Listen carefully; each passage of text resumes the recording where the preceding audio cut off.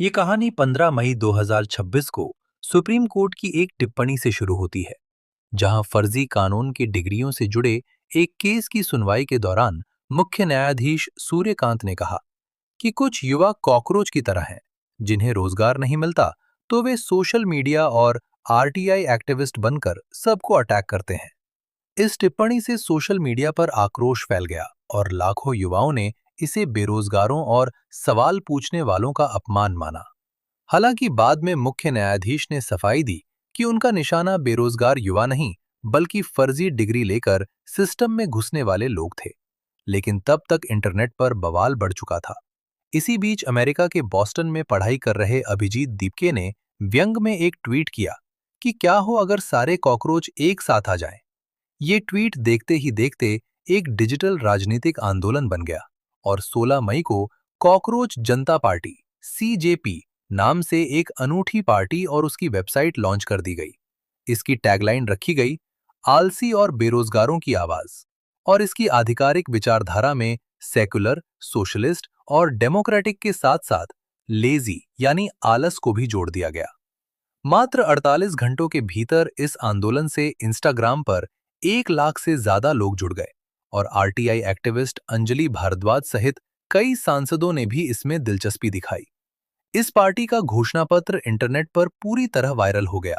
इसमें तीखे व्यंग के साथ मांग की गई कि रिटायरमेंट के बाद कोई भी मुख्य न्यायाधीश राज्यसभा नहीं जाएगा। किसी का वोट डिलीट होने पर चुनाव आयुक्त पर यूएपीए लगेगा। महिलाओं को संसद और कैबिनेट में 50% आरक्षण मिलेगा।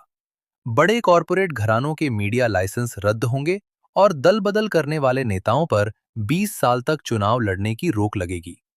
इसके साथ ही पार्टी ने सदस्यता के लिए भी अनोखी शर्तें रखीं, जैसे व्यक्ति का मजबूरी या पसंद से बेरोजगार होना, शारीरिक रूप से आलसी होना और रोज कम से कम 11 घंटे इंटरनेट पर बिताना। 18 मई को पार्टी ने रोचक सत्संग नाम से एक ऑनलाइन मीटिंग बुलाई, जिसमें हजारों युवाओं ने हिस्सा लेकर पेपर लीक, बेरोजगारी, महंगाई और सिस्टम के प्रति अपनी निराशा पर चर्चा की। अभिजीत दीपके ने साफ किया कि वे कोई हिंसक आंदोलन नहीं कर रहे हैं, बल्कि संविधान में विश्वास रखते हुए लोकतांत्रिक तरीके से सिस्टम की खामियों पर सवाल उठा रहे हैं। ये पूरा घटनाक्रम उस युवा पीढ़ी के डिजिटल असंतोष और व्यंग का प्रतीक बन गया, जो मानती है कि अगर हक की बात पूछने वालों को कॉकरोच कहा जाएगा, तो अब देश के सारे कॉकरोच एक साथ आ चुके हैं। इस डिजिटल राजनीतिक प्रयोग ने भारत के जेन जी और सोशल मीडिया यूजर्स के बीच एक गहरी बहस को जन्म दे दिया है। आमतौर पर युवाओं के राजनीतिक गुस्से को सिर्फ मीम्स और ट्वीट्स तक ही सीमित माना जाता था, लेकिन कॉकरोच जनता पार्टी ने इसे एक संगठित और प्रतीकात्मक मंच दे दिया। लोग इसे एक पैरोडी यानी व्यंग्यात्मक आंदोलन मान रहे हैं, लेकिन इसके पीछे छिपी हुई बेरोजगारी और पेपर लीक की निराशा बेहद वास्तविक है।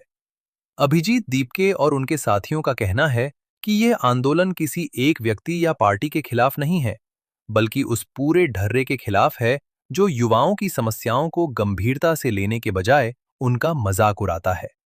वेबसाइट बनने के बाद देश के अलग-अलग हिस्सों से युवा लगातार इससे जुड़ रहे हैं और अपनी आप बीती साझा कर रहे हैं। इस आंदोलन ने मुख्यधारा के मीडिया और राजनीतिक विश्लेषकों का ध्यान भी अपनी ओर खींचा है।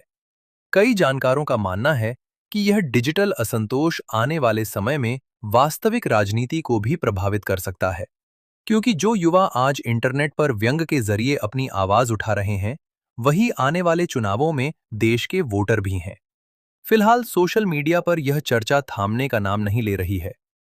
सीजेपी की तरफ से आने वाले दिनों में कुछ और डिजिटल अभियानों और ऑनलाइन चर्चाओं की रूपरेखा तैयार की जा रही है। यह डिजिटल लहर का असर अब कॉलेज कैंपसों और नुक्कड़ चर्चाओं में भी साफ दिखाई देने लगा है। जिन युवाओं को अब तक क्रोनिकली ऑनलाइन या राजनीति से दूर रहने वाली पीढ़ी समझा जाता था, वे अब सीजेपी के 5 पॉइंट घोषणा पत्र को अपनी असली मांगों से जोड़कर देख रहे हैं। व्हाट्सएप ग्रुप से लेकर इंस्टाग्राम रील्स तक हर जगह इस आंदोलन के सिंबल और कोटेशन शेयर किए जा रहे हैं, जिसने इसे एक मेम पार्टी से ऊपर उठाकर युवाओं के एक कलेक्टिव स्टेटमेंट में बदल दिया है। राजनीतिक विशेषज्ञों का मानना है कि यह आंदोलन दरअसल इस बढ़ते डिजिटल आंदोलन के बीच अब सबसे बड़ा सवाल यह उठ रहा है कि क्या यह प्रयोग पारंपरिक राजनीतिक दलों को अपनी रणनीतियों पर पुनर्विचार करने के लिए मजबूर कर पाएगा। भारत का इतिहास गवाह है कि जब भी युवाओं का गुस्सा इस स्तर पर संगठित हुआ है, उसने बड़े-बड़े राजनीतिक समीकरणों को बदल कर रख दिया है। चाहे वह 70 का दशक हो या भ्रष्टाचार विरोधी आंदोलन का दौर, युवाओं की भागीदारी हमेशा निर्णायक रही है। हालांकि सीजेपी का यह डिजिटल स्वरूप उन सबसे बिल्कुल अलग है, क्योंकि यह किसी लाठी या डंडे के दम पर नहीं, बल्कि स्मार्टफोन के कीबोर्ड और तीखे कटाक्ष के जरिए अपनी जमीन तैयार कर रहा है। इंटरनेट पर यह चर्चा भी तेज हो गई है कि क्या इस तरह की पैरोडी पार्टियां सचमुच चुनाव आयोग में पंजीकृत होकर चुनावी मैदान में उतर सकती हैं। कानूनन भले ही एक पूर्ण राजनीतिक दल के रूप में मान्यता पाना और चुनाव लड़ना एक बेहद जटिल प्रक्रिया हो, लेकिन इस आंदोलन का मकसद कभी चुनाव जीतना था ही नहीं। इसका असली उद्देश्य था व्यवस्था के सामने एक ऐसा आईना रखना जिसमें उसे अपनी कमियां और युवाओं की वास्तविक परेशानियां साफ दिखाई दे सकें। यही वजह है कि बिना किसी बड़े फंड या राजनीतिक गॉडफादर के भी यह आवाज देश के कोने-कोने में गूंज रही है। जैसे जैसे दिन बीत रहे हैं, कॉकरोच शब्द अब एक गाली या ताना नहीं, बल्कि सिस्टम से सवाल पूछने वाले सजग नागरिकों का एक अनौपचारिक मेडल बनता जा रहा है। सोशल मीडिया पर युवाओं का कहना है कि अगर देश की तरक्की, रोजगार और पारदर्शिता की मांग करना किसी की नजर में कीट पतंगों जैसा बर्ताव है, तो वे इस पहचान को गर्व से अपनाने के लिए तैयार हैं। यह डिजिटल एकजुटता इस बात का साफ संकेत है कि आने वाले समय में जनता और प्रशासन के बीच के संवाद का तरीका पूरी तरह बदलने वाला है। अंततः कॉकरोच जनता पार्टी का यह पूरा घटनाक्रम इस बात की पुष्टि करता है कि लोकतंत्र में जनता की आवाज को दबाना या उनका उपहास उड़ाना अब उतना आसान नहीं रहा। आज की पीढ़ी के पास अपनी बात रखने के लिए डिजिटल स्पेस के रूप में एक ऐसा अस्त्र है जो रातों रात किसी भी विमर्श को पूरी तरह पलट सकता है।